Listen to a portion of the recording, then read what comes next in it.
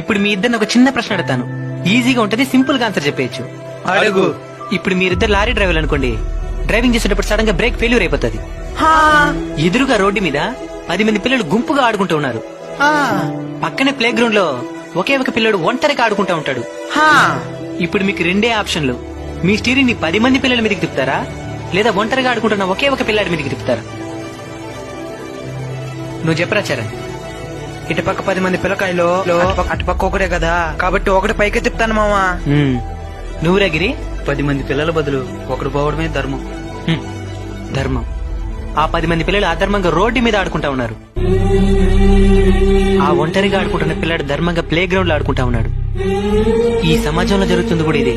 అవినీతి పరులైన 10 మందిని కాపాడడం కోసం నీతి నిజాయితీతో పనిచేస్తున్న ఒక్కడిని బలి చేసేస్తున్నారు.